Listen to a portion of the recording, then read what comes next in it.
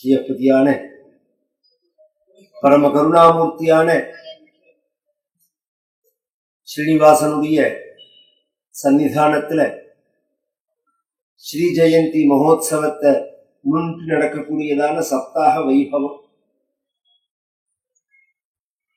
பகவானுடைய சரணாரவிந்தத்துல நாம வைக்கக்கூடிய பக்தி தான் நம்மளை சுலபமாக கரையேற்றும் என்றதான ஒரு வழிய பாகவதம் அப்படிங்கிற புராணம் நமக்கு காண்பிக்கிறது. அப்படி பக்தி வச்சு கரையேறினவர்களுடைய சரித்திரங்கள்லாம் பாகவதத்துல சொல்லப்படுறது. பகவானுடைய அவதாரங்கள்லாமும் சொல்லப்படுறது. பொதுவா பக்தி அப்படின்னு நாம் எடுத்துட்டோம்னா அப்படின்னா என்ன அப்படின்னு கேட்டா, அவரவர்களுக்கு எந்த அளவு தெரியுமோ அந்த அளவு சொல்லுவார். சில வார்த்தைகளுக்கு முழுமையாக அர்த்தம் எல்லாராலையும் சொல்ல தெரியாது, எல்லாருக்கும் சொல்ல தெரியாது. தர்மம் அப்படின்னா என்ன, பக்தி அப்படின்னா என்ன, அவ்வளவு தூரம் வேண்டாம். இப்ப கொஞ்ச நாளா எல்லாரும் சொல்லிட்டு இருக்கா பாருங்க, சனாதனம் அப்படின்னா என்ன அப்படின்னா என்னன்னு கேட்டா பதில் சொல்ல தெரியாது. அவரவர்களுக்கு என்ன புரியுமோ அதை அப்படி நினைச்சுட்டு இருக்காரு. சனாதனம் அப்படின்னா மிகவும் பழமையானதுன்னு அர்த்தம். தர்மம் அப்படின்னா ஸ்வபாவம்னு அர்த்தம். பக்தி அப்படின்னு சொல்லிட்டா, இப்ப நம்ம கோவிலுக்கு வர்றது, சுவாமியை தரிசனம் பண்றது, நெத்தியில திருமணம் இட்டுக்கிறது, விபூதி இட்டுக்கிறது, ருத்ராட்சம் போட்டுக்கிறது, துளசி மாலை போட்டுக்கிறது, கதை சொல்றது, கதை கேட்கறது, பகவானுடைய இறைவனுடைய நாமாக்களை சொல்றது, இதெல்லாம் பக்தி அப்படின்னு தானே நாம நினைச்சுட்டு இருக்கோம். இதெல்லாம் இல்லை. அதாதோ பக்திம் வியாக்கியாஸ்யாமஹா சாத்வஸ்மின் பரம பிரேம ரூபா அமிர்தஸ்வரூபாச்ச அப்படின்னு பக்தியை பத்தி சொல்லக்கூடியதான சாஸ்திரம். பக்தினா என்ன அப்படின்னா பரம பிரேம ரூபாச்ச அப்படிங்கிறது. பக்திங்கிறது செயல் வடிவானது அல்ல, அன்பு வடிவானது. செயல் வடிவானது இல்லை, நாம செய்யக்கூடிய காரியம் கிடையாது. இங்க விபூதி இட்டுக்கிறதோ, திருமணம் இட்டுக்கிறதோ, கோவிலுக்கு வர்றதோ, பார்க்கறதோ, இதெல்லாம் செயல் வடிவானது.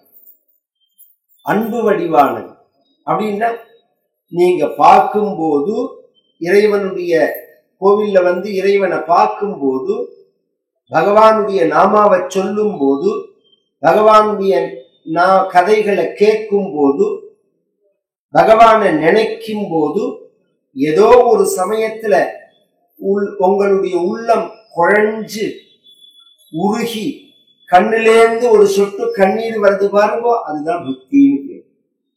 காதலாகி கசிந்து கண்ணீர் மல்கி அப்படிங்கிறார். அதுக்குதான் பக்தி அப்படின்னு பெயர்.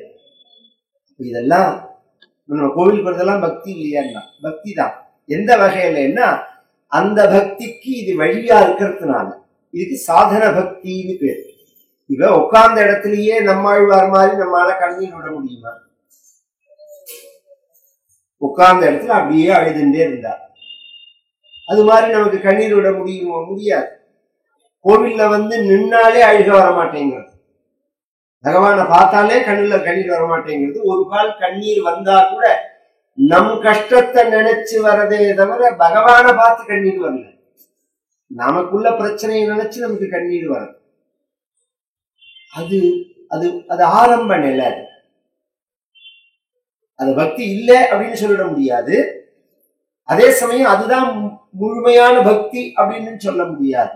அதனாலதான் பகவான் பகவத்கீதையில சொல்லும் போது 4 வகையான பக்தர்கள் அப்படிங்கிறான் பகவான். சதுர்விதா பஜந்தேமாம் ஜனா சுகிருதினோர்ஜுனா ஆர்த்தோ ஜிக்ஞாசு அர்த்தார்த்தி ஞானீச்ச பரதர்ஷபா. 4 வகையான மனிதர்கள் என்னை பஜிக்கிறார்கள். 4 வகையான மனிதர்களுமே சுகுதிகள், உத்தமர்கள், பாக்கியசாலிகள். 4 வகை என்ன அப்படின்னா ஆர்த்தோ ஜிக்ஞாசு அர்த்தார்த்தி ஞானி. ஆர்த்தன்னு ஒரு பக்தன். ஆர்த்தன்னா கஷ்டம் வந்து பகவானை பூஜை பண்றோம். கஷ்டம் வரத்துக்கு முன்னாடி கோவில் பக்கமே வரமாட்டான். கோவில்னு ஒண்ணு இருக்குன்னே அவனுக்கு தெரியாது. பகவான் தடுக்காருன்னே தெரியாது. அந்த நினைவே கிடையாது.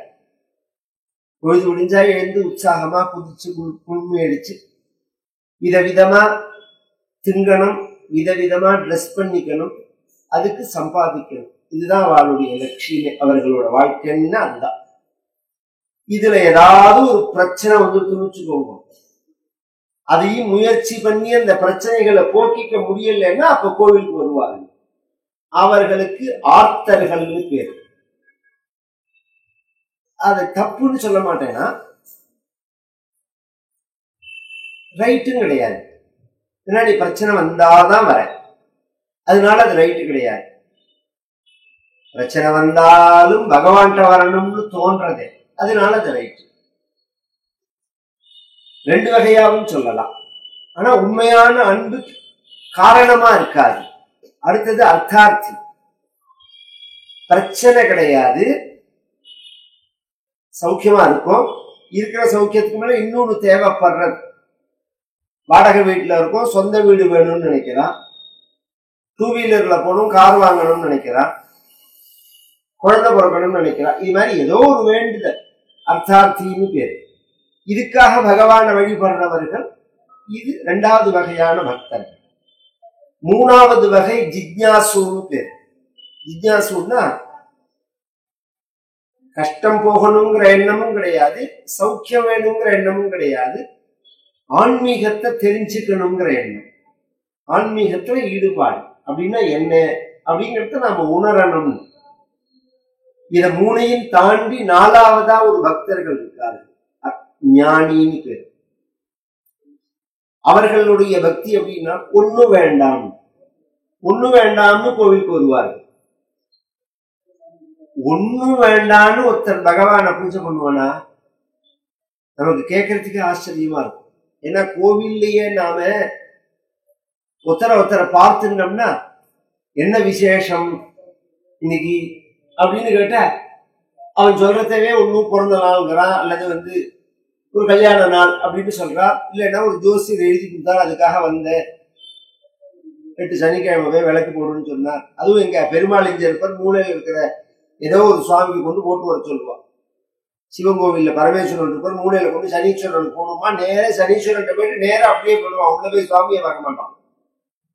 சனீஸ்வரன் மூலையில இருக்கிற ஒரு காவல் தெய்வம் அது. இந்த தெய்வத்துக்கு பரிவார தெய்வம் அது. உள்ள இருக்கிற கோட்டீஸ்வரன் ஒருத்தன் வணங்கணும்னு நினைப்பனா, வாசல் இருக்கிற குர்காவை நமஸ்காரம் பண்ணணும்னு நினைப்பனா, வாசல்ல நிற்கிற குர்கா மாதிரி சனி பகவான்லாம் சிவபெருமானுக்கும் பகவானுக்கும். ஜனங்களுக்கு அவ்வளவுதான் புரிதல் இல்ல, அவ்வளவுதான் அவர்களோட எல்லை. அதை தாண்டி பெருசா ஒன்னும் விருப்பம் கிடையாது. பிரச்சனை தீரணும், அதான் விஷயம். பிரச்சனை தீரணும் அப்படிங்கிறது தான் பெரும்பாலான ஜனங்கள் அப்படிதான் சொல்ல முடியும். நாம அவர்களை போய் நாம எடுத்த உடனே மாத்தலாம் முடியாது. ஞானிங்கிறவன் என்னன்னா ஒண்ணுமே வேண்டாம். ஒண்ணுமே வேண்டாம்னா என்ன சார் அப்படின்னா, கஷ்டமும் போக வேண்டாம், சௌக்கியமும் தேவையில்லை, ஒரு கால் மோட்சம் வேண்டுமோன்னா மோட்சமும் வேண்டாம்.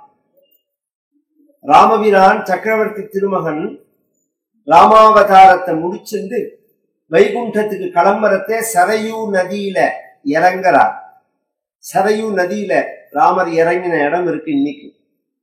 அந்த இடத்துல நின்று அந்த மக்களை பார்த்து சொல்றார், மனிதர்கள் மட்டும் இல்ல, யாருக்கெல்லாம் திருவைகுண்டம் போகணும் வரணும் அப்படிங்கிற ஆசை இருக்கோ அவர்கள்லாம் என்னோட இந்த சரையூ நதியில இறங்கலாம் அப்படின்னு ஒண்ணு. அயோத்தி வாழ் மக்கள் மட்டும் இறங்கினார்களா அப்படின்னா இல்லைன்னா ஆழ்வார் சொல்லும் போது, கற்பால் ராமபிரானை எல்லால் மற்றும் கற்பரோ புற்பா முதலா புல் எறும்பாதி ஒன்றின்றிய நற்பால் அயோத்தியில் வாழும் சராச்சரம் எல்லாம் நற்பாலுக்கு உய்த்தனன் நான்முகன் பெற்ற நாட்டுலே. புற்பா முதலா புல் எறும்பாதி ஒன்றின்றியே அயோத்தியில் இருக்கக்கூடியதான புல்லு பூண்டு செடி கொடி மரவட்டை முசுக்கட்டை நந்தியாவட்டை கரப்பாம்பூச்சி ஒண்ணு மிச்சம் இல்லாம இறங்கிடுச்சு சரையுல. ஏன் அப்படின்னா இதெல்லாம் பரிணாம வளர்ச்சியில என்னைக்கு மனித பிறவி அடைஞ்சு அது என்னைக்கு அப்புறம் சத்துவ குணத்தை அடைஞ்சு அதுக்கப்புறம் என்னைக்கு ஞானத்தை அடைஞ்சு அப்புறம் எப்ப மோட்சத்தை அடையிறது? ஒரே டைரக்ட் ப்ரமோஷன் அப்படின்னா யாராவது மிஸ் பண்ணுவாளாத. அதனால எல்லாம் இறங்கிடும். இத்தனை பேர் இறங்கினான். ராமாவதாரத்துல ராமபிரான்ட்ட அபரிமிதமான பக்தி வச்சவர் ஆஞ்சநேயர். அந்த ஆஞ்சநேயர் கரையில நிற்கிறார். ஆஞ்சநேயா நீ வரலையா வைகுண்டம்னு கேட்டார். நான் வைகுண்டம் வரலன்னு. ஏன்? எனக்கு வைகுண்டம் வேண்டாம். ஏன் அப்படி சொல்ற? நீ வைகுண்டத்துல நீங்க இப்படியே இருப்பீங்களான்னு. இப்படி என்ன?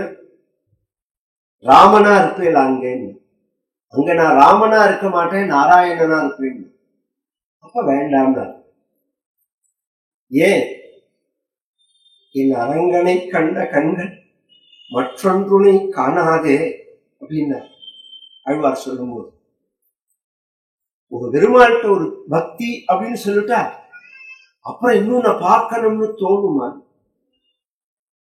ஒரு அன்பான காதலனான கணவன் அடைஞ்ச பெண்ணுக்கு இன்னொரு ஆண்மகன்ட்ட கண்ணு செல்லுமா? அது மாதிரி இந்த பக்திங்கிறது. அது மாதிரி எனக்கு ராமனை தவிர இன்னொருத்த என்னால பார்க்க முடியாது. நீங்க தான் ராமர், நாராயணன், பெருமாள் தான் ராமர், அதெல்லாம் கரெக்ட் தான். ஆனா பாவோ நாண்யத்திர கச்சதி. என்னால ராமனை தவிர இன்னொருத்தர மனசுல ஏத்துக்க முடியாது. அதனால எனக்கு வைகுண்டம் வேண்டாம். அப்படி என்ன பண்ண போறேன்னா இங்கே இருந்துட்டு போறேன்.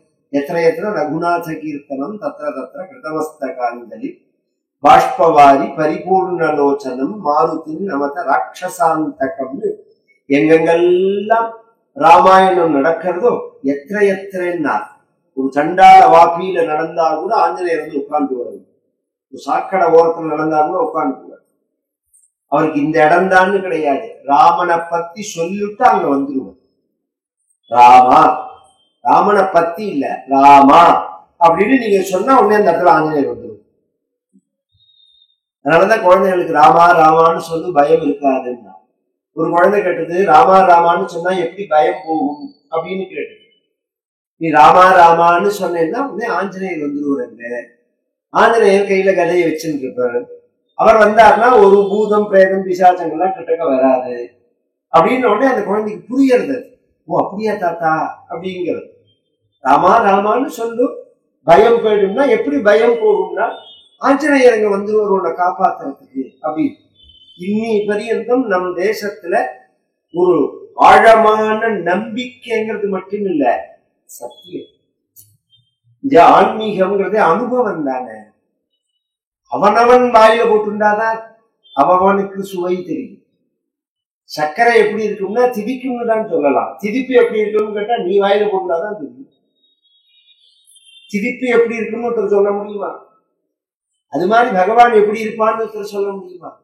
அந்த அனுபவம்னா எப்படின்னு தெரியுமா? அவரவர்கள் அனுபவிச்சாதான் தெரியும். அந்த அனுபவத்தினாலதான் இன்னி பரியந்தம் எத்தனை எதிர்மறையான பிரச்சாரங்கள் நடந்தாலும் கூட்டம் குறையவே இல்லை. இன்னும் நாளுக்கு நாள் ஜாஸ்தியா போகுது. கோவில் குளங்கள்லாம் பார்த்தோம்னா நாளுக்கு நாள் ஜாஸ்தியா இருக்கு கூட்டம். அது மாதிரி 4 வகையான பக்தர்கள். இதுல கண்ணீர் வர நிலைதான் பக்தின்னு சொன்னேன். இந்த கண்ணீர் வரத்துக்கு காரணமா இருக்கிறது இறைவனுடைய நாமாவை சொல்லுவது, இறைவனை பகவான கோவில்ல வந்து தரிசனம் பண்றது இத்தியாதி சில காரியங்கள், கதை கேட்கறது, கதை சொல்றது, இதெல்லாம். இந்த பக்தியை தான் பாகவதம் முழுக்க சொல்லிட்டு போறது. இந்த பக்தியை நமக்கு வரா மாதிரி தான் பாகவதம் முழுக்க கதை. நேற்றைய தினம் வராக அவதாரம், அதன் பிறகு பகவான் பண்ணின அவதாரம் கபில வாசுதேவன் ஒரு பெயர் அவதாரம் பண்றார். கர்தமர் தேவகூதின்னு ஒரு முனிவருக்கு மகனாக பிறந்து பகவான் கர்மயோகம், பக்தி யோகம், ஞான யோகத்தை உபதேசம் பண்றான். அதன் பிறகு நரநாராயணனாக பகவான் அவதாரம் பண்றான். இன்னைக்கு பத்ரிகாசிரமத்துல போய் தரிசனம் பண்றமே நாம, பத்ரி நாராயணன்னு பேரு. அந்த இடத்துல இருக்கிறது நரநாராயணன்னு பேரு பகவானு. நரனா ஒரு அவதாரம், நாராயணா ஒரு அவதாரம். பகவான் அவதாரம் பண்றார். அதன் பிறகு யஜ்ஞ நாராயணன் ஒரு பெயர், அதுல ஒரு பகவான் ஒரு அவதாரம் பண்றார். ஆகூதி அப்படிங்கிற ஒரு பெண்ணிட்ட அது ருச்சிங்கிற மகரிஷி, இவர்கள் தம்பதிகளுக்கு பிறக்கிறார். அதன் பிறகு மனுவனுடைய இரண்டாவது மகனான உத்தானபாதனுடைய பையன் தான் துருவன் அப்படின்னு. அந்த துருவனுடைய வம்சத்துல பிருத்தூரு ஒரு அவதாரம் பண்றான் பகவான். மனுவனுடைய மூத்த மகன் பிரியவிரதன் அப்படின்னு பெயர். அந்த பிரியவிரதன் அப்படிங்கிறவனுடைய வம்சத்துல ரிஷபதேவர்னு ஒரு அவதாரம் பண்றார் பகவான். இத்தனை அவதாரங்கள் எல்லாம் கதைகள் சொல்லின்னு வந்தார் பாகவதத்துல. சொல்லின்னு வந்து பூலோக வர்ணனம், நரக வர்ணனம் அப்படின்னு சொல்லப்பட்டது. இந்த பூமி எப்படி இருக்கு, சொர்க்கம் எப்படி இருக்கு, நரகம் எப்படி இருக்கு. இன்னைக்கு வந்து ஒரு விளையாட்டா சொல்றேன், அப்பதான் உங்களுக்கு புரியும். அமெரிக்காவை கண்டுபிடிச்சது யாரு? கொலம்பஸ் கண்டுபிடிக்கிறதுக்கு முன்னாடி அமெரிக்காவை யார் ஒழிச்சு வச்சா? யாரா ஒழிச்சு வச்சாலும் என்ன? இது எவ்வளவு முட்டாள்தனமான வார்த்தை நாம பேசுறது. நமக்கே தோண வேண்டாமா? புவியீர்ப்பு சக்தியை பத்தி ஐன்ஸ்டைன் சொல்றதுக்கு முன்னாடியே ரிக்வேதத்துல இருக்கு. இன்னும் சொல்ல போனா முதல்ல விமானத்தை பாதிக்கு மேல ஃப்ராடு நீங்க படிக்கிறதுக்காக சொல்ல வரேன். முதல்ல விமானத்தை கண்டுபிடிச்சது ரைட் சகோதரர்கள் எல்லாம் கிடையாது. ராஜஸ்தான்ல ஒரு அவர்கள் தான் அதை கண்டுபிடிச்சது. அவர்கள்ட்ட இருந்துதான் அது டெவலப் ஆச்சது. விமானத்தை அவ்வளவு தூரமே வேண்டாம். நம்ம புராணங்கள்ல விமானம்ங்கிற வார்த்தை இருக்கா இல்லையா? ராமர் புஷ்பக விமானத்துல போனார்னு இருக்கா இல்லையா? அப்புறம் ரைட் சகோதரர்கள் எப்படி கண்டுபிடிச்சான்னு சொல்ல முடியும் நீங்க? இது மாதிரி 1000 விஷயம் நம்ம புராணங்கள்லயே பூமியை பத்தி எல்லா வர்ணனையும் இருக்கு. இந்த பூமி எப்படி இருக்குன்னா 7 தீவுகளாக இருக்கு. 4 பக்கமும் சமுத்திரத்தினால சூழப்பட்டதான இடத்துக்கு கண்டம்னு பேர். சப்த தீபா வசுமதி சசைல வனகானனா. இப்ப நாம சொல்லும் போது அது ஏசியா, ஐரோப்பா, ஆப்பிரிக்கா அப்படிலாம் சொல்ற பத்தியில, அது மாதிரி புராண காலத்துல வெவ்வேறு பேர். அதுல ஜம்பூ தீபம்ங்கிறது இந்த பாரத தேசம் இருக்கிற இடம். இந்த பாரத தேசம் அதை சுத்தி மேல இருக்கிற பகுதிகளுக்கு எல்லாம் ஜம்பூ தீபம்னு பேர். இந்த வர்ணனைகள், பூமியோட வர்ணனைகள், ஸ்வர்க்கம் இருக்கு, நரகம்னு இருக்கு. இந்த நரகம் சொர்க்கம்ங்கிறத இந்த வார்த்தையை மற்ற மதத்துக்காரர்கள் உபயோகப்படுத்துகிறார்கள். ஆனா அப்படின்னா என்னன்னு சொல்ல தெரியாது. நம்ம புராணங்கள் அதை விரிவா சொல்றது. சொர்க்கத்துல வசிக்கிறது சௌக்கியமான வாழ்க்கை, கஷ்டமே கிடையாதுங்க. உடம்பு வேர்க்காது, நரைக்காது, இந்த மாதிரி புஷ்பங்கள் வாடாது, கண் இமைக்காது,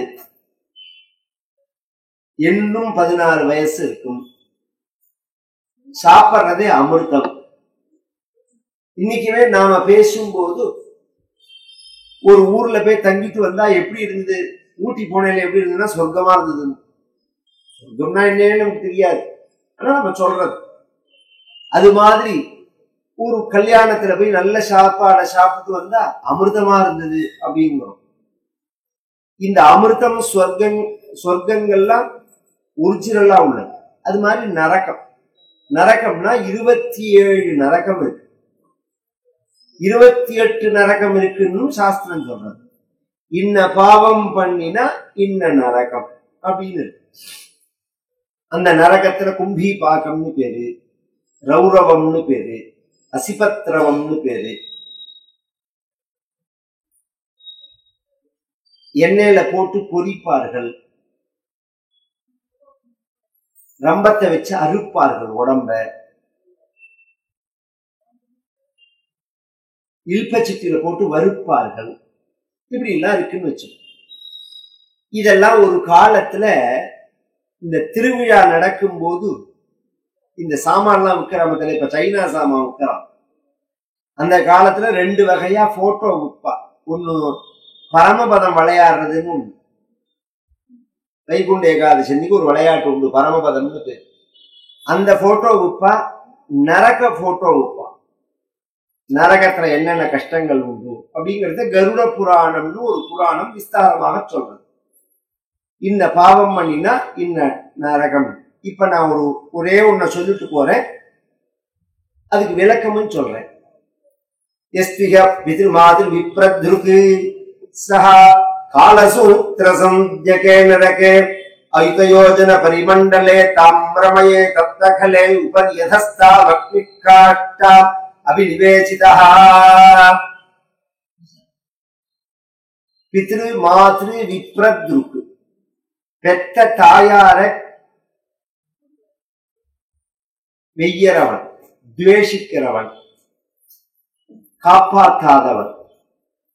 அப்பாவை வெய்யறவன், துவேஷிக்கிறவன், காப்பாற்றாதவன்.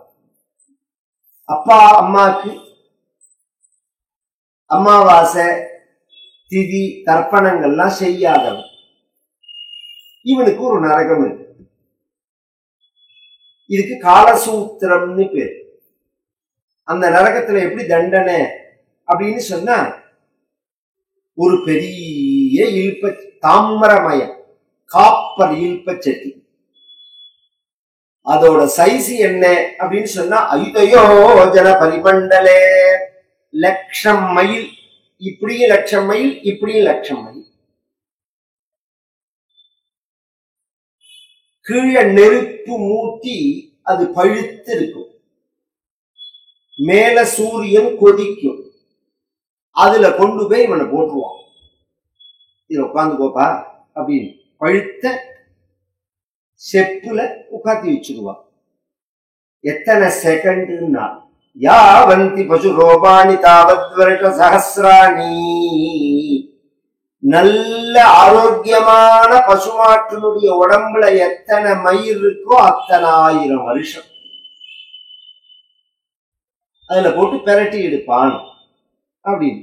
இப்போ ஒரு கேள்வி வரும், 2 வகையா வரும் கேள்வி. ஒண்ணு, இவன் உடம்ப இங்க விட்டுட்டு போயிடுறான். அவன் அங்க போய் எந்த உடம்ப போட்டு இவன் பெரட்டுவான், வதக்குவான், அடிப்பான், உதைப்பான். அப்படியே அடிச்சாலும் ஒருத்தர் ஓடி போயிட மாட்டாளா, தப்பிச்சு போயிட மாட்டாளான்னா 2க்கும் பதில் சொல்றேன். முதல்ல 2வது கேள்விக்கு பதில் சொல்லிட்டு 1st கேள்விக்கு சொல்றேன்.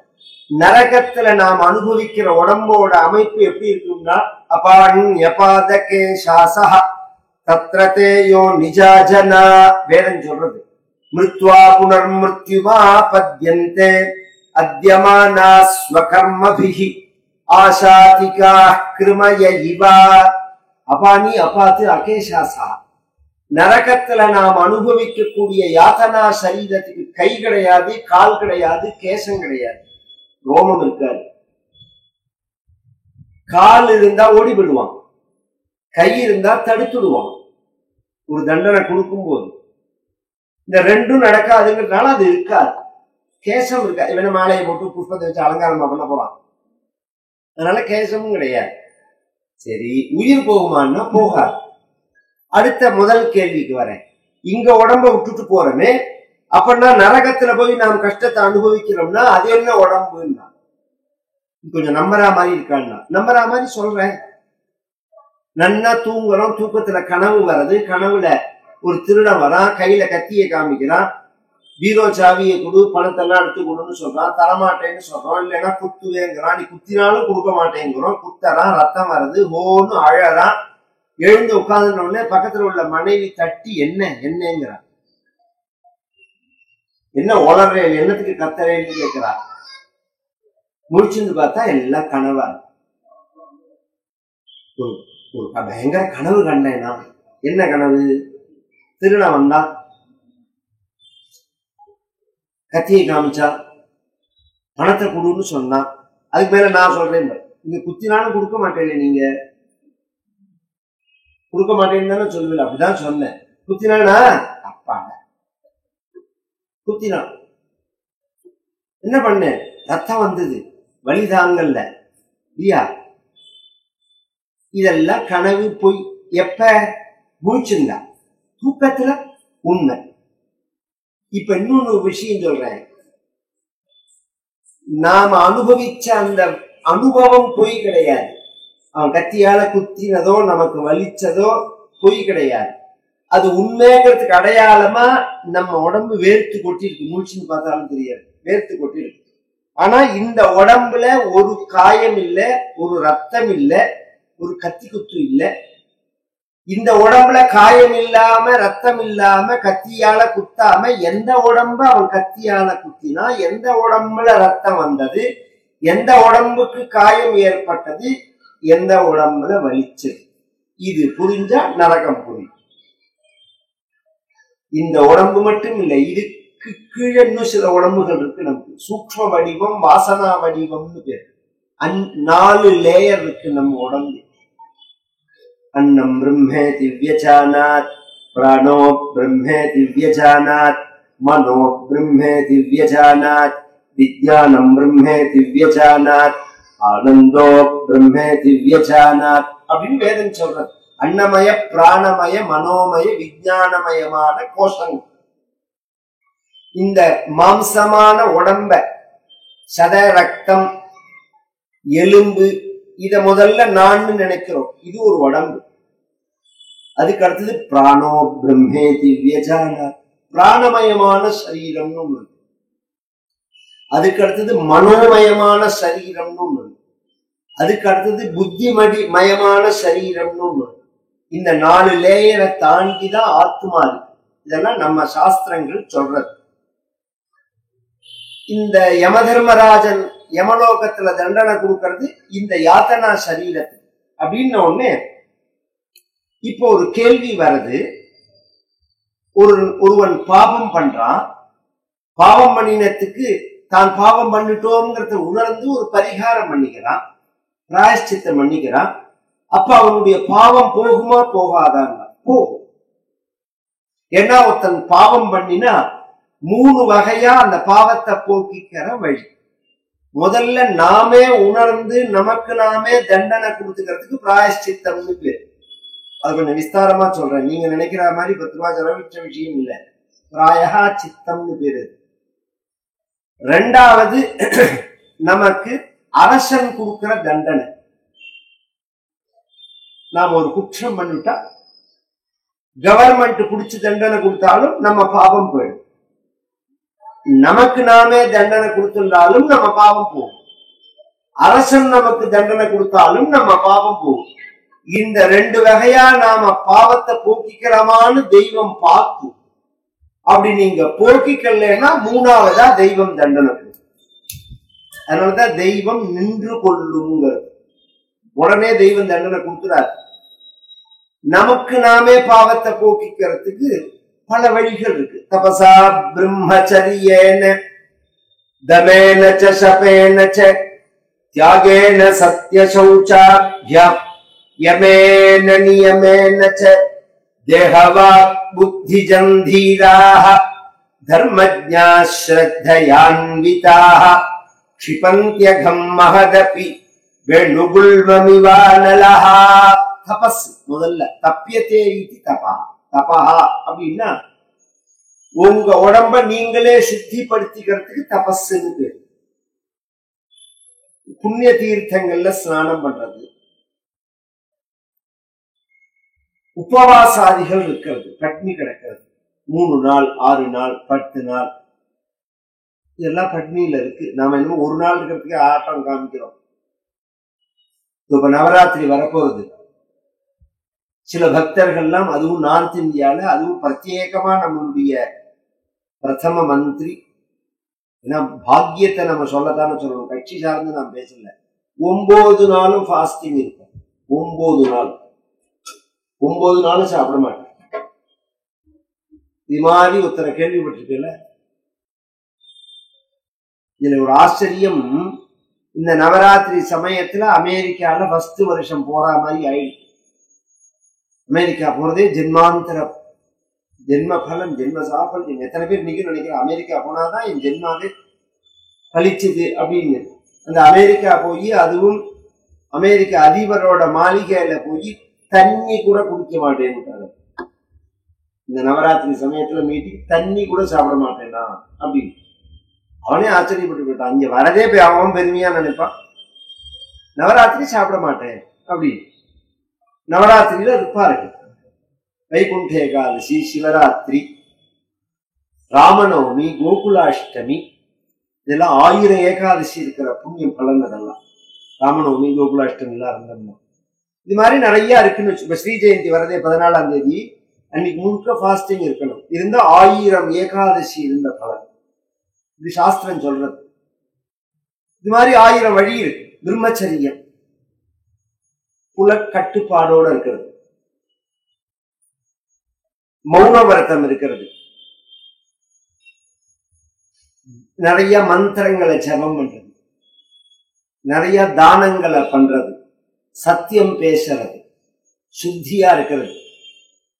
இது மாதிரி எத்தனையோ விஷயங்கள்னு வச்சுக்கோங்க. இதெல்லாம் பாவத்தை போக்கும். ஆனா பாவம் பண்ணணுங்கிற எண்ணத்தை போக்காது.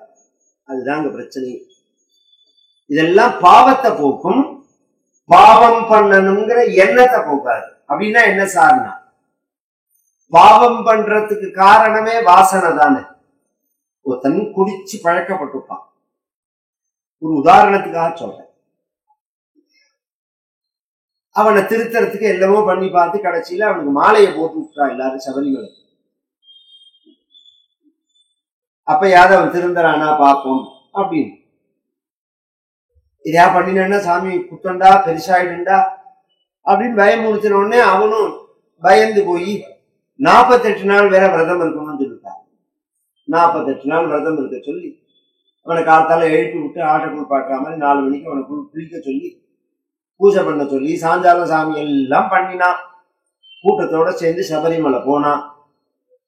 சுவாமியை பார்த்துட்டு இறங்கினான். இறங்கறதையவே 2 சம்பிரதாயம் உண்டு அங்க. வீட்டுக்கு வந்து மாலையை கட்டலாம், கீழையும் பம்பையிலையும் மாலையை கட்டி வைக்கலாம். நம்ம போட்டுருக்கிற மாலையை பம்பையிலையும் கட்டிடுவோம்.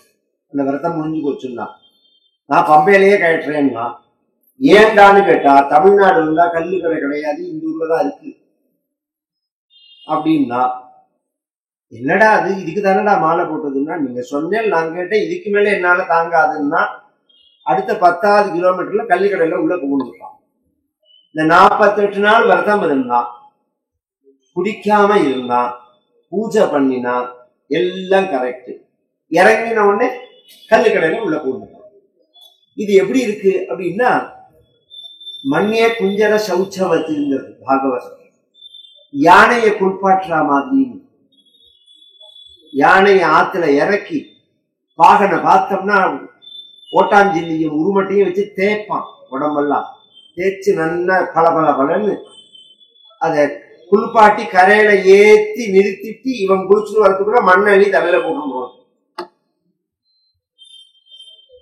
அது மாதிரி பாவம் பண்றதுக்குள்ள பரிகாரத்தை பண்ணிட்டு பின்னாடியே பாவத்தை பண்றது. இதுல இன்னொரு பிரச்சனையும் இருக்கு. என்ன பிரச்சனைன்னா, பாவத்தை போக்குறதுக்கு பரிகாரம் இருக்குங்கிறதுனாலயே பாவம் பண்ணணுங்கிற துணிச்சலும் வர்றது. அது இப்ப சக்கரை வியாதி ஒருத்தனுக்கு, அதுக்கு மருந்தே கிடையாது. மருந்தே இல்லாததுனாலதான் விவேகானந்தர் செத்து போனது. 40 வயசுலயே அவர் ஏன் போனார்னா, அவருக்கு சுகர் உண்டு. அதனாலதான் அவர் காலமானார்.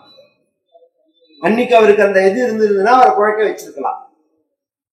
ஒரு உதாரணத்துக்கு சொல்றேன். இப்ப எத்தனையோ பேர்கள் A1 A2 இருக்கிறதுல டைப் 1 டைப் 2 இருக்கு. இன்சுலினை போட்டுன்னு வாழவா எத்தனை பேர் இருக்கா? டைப் 2வே வச்சுக்கோங்க. பின்னாடி 40 வயசுலயே 50 வயசுலயே சுகர் வருதுன்னு வச்சுக்கோங்க. வந்தா டாக்டர் சொல்றார், சர்க்கரை எல்லாம் சாப்பிடக்கூடாது, ஜாகிரதையா இருக்கணும், உங்களுக்கு மாத்திரை எல்லாம் தாண்டி இன்சுலின் போடுற மாதிரி ஆயிடுச்சு. அப்படியா டாக்டர்? எவ்வளவு போட்டுக்கணும்னா ஒரு அளவு சொல்றா. நான் ஏதாவது கல்யாணம் அவர் சொல்றார், நீ நார்மலா சாப்பிட்டா இப்படி போட்டுக்கணும், கல்யாணம் காலத்தில போய் நீ ஐஸ்கிரீம் சாப்பிட்டேன் பாயசம் சாப்பிட்டேன்னா கொஞ்சம் கூட போட்டு தூங்குறா. கவனிச்சு கேட்கணும். நீ சர்க்கரையே சாப்பிடக்கூடாது செத்து போடுவேன்னா அவன் தொடவே மாட்டான். உனக்கு மருந்து இருக்கு, இதை போட்டுண்டா சக்கரை வியாதியை கட்டுப்படுத்தலாம் அப்படின்னு ஒண்ணு ஐஸ்கிரீம் சாப்பிட்றான், பாயசத்தை சாப்பிட்றான், ஸ்வீட்டை சாப்பிட்றான். ஏன்னா என் மருந்து இருக்குன்னு கொஞ்சம் சாப்பிடலாம். அந்த எண்ணத்தினால எப்படி மேல மேல ஸ்வீட்டை சாப்பிட்றானோ அது மாதிரி பாவம் போறதுக்கு பரிகாரம் இருக்குங்கிற துணிச்சல்லையே மேல மேல பாவத்தை பண்ணுவான். ஒரு பக்கம் ஒரு குரூப் கொள்ளையடிச்சுட்டே இருக்கும், ஒரு பக்கம் கோவில் கோவிலா ஒரு குரூப் சுத்திட்டே இருக்கும்.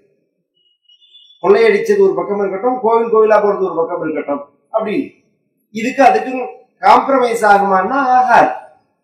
ஏன் ஆகாது அப்படிங்கறத சொல்றேன் நாங்க. நீங்க பாவத்தை போக்கிக்கிறதுக்கு, சுகரை போக்கிக்கிறதுக்கு இன்சுலின் போட்டுக்கிறேன். ஆரம்பத்துல அது வேலை செய்யும். இன்சுலின் இருக்குங்கிற துணிச்சல்ல மேல மேல சாப்பிட்டா ஒரு கட்டத்துல அந்த மருந்து வேலை செய்யாது.